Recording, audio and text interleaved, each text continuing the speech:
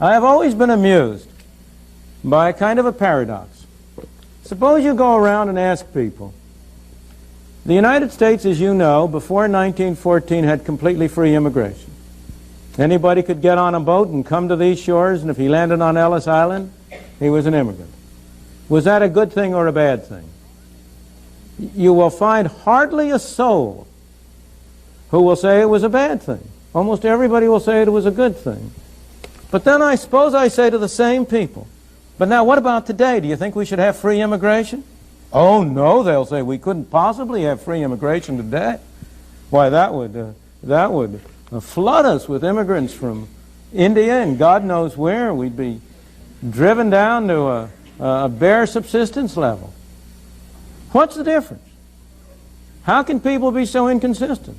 Why is it that free immigration was a good thing before 1914 and free immigration is a bad thing today? Well, there's a sense in which that answer is right. There's a sense in which free immigration, in the same sense as we had it before 1914, is not possible today. Why not? Because it is one thing to have free immigration to jobs. It is another thing to have free immigration to welfare. And you cannot have both. If you have a welfare state, if you have a state in which every resident is promised certain minimum level of income or a minimum level of subsistence, regardless of whether he works or not, produces it or not, well then it really is an impossible thing. If you have free immigration in the way in which we had it before 1914, everybody benefited. The people who were here benefited. The people who came benefited. Because nobody would come unless he or his family thought he would do better here than he would elsewhere. And the new immigrants provided additional resources, provided additional possibilities for the people already here. So everybody could mutually benefit. But on the other hand, if you come under circumstances where each person is entitled to a pro rata share of the pot, to take the extreme example, or even to a low level of the pot, then the effect of that situation is that free immigration would mean a reduction of everybody to the same uniform level. Of course, I'm exaggerating. It wouldn't go quite that far, but it would go in that direction. And it is that perception that leads people to adopt what at first seem like inconsistent values. Look, for example, at the obvious, immediate, practical case of illegal Mexican immigration.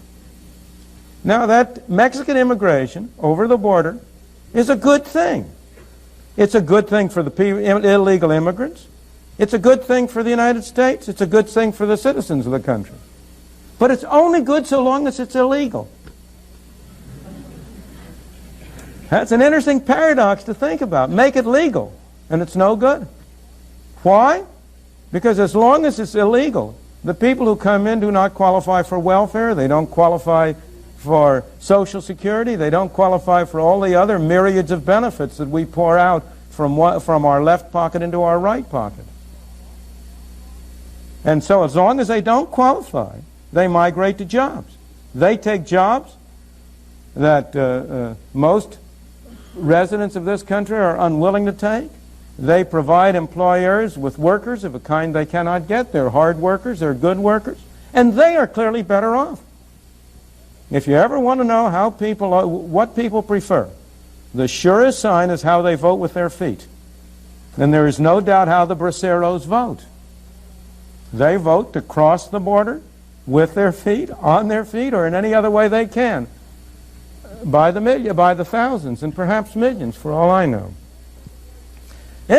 Illegal immigration is fascinating because it shows not only the main point I'm trying to bring out now, how interconnected are the various aspects of freedom, how interconnected is the problem of governmental arrangements for welfare and governmental arrangements for immigration and other things. But it shows a very different point that's kind of a digression. And that is how bad laws make socially advantageous acts illegal, and therefore leads to an undermining of morality in general. Go around and ask people, The United States, as you know, before 1914 had completely free immigration. Anybody could get on a boat and come to these shores. If they landed on Halifax, it was in. Was that a good thing or a bad thing?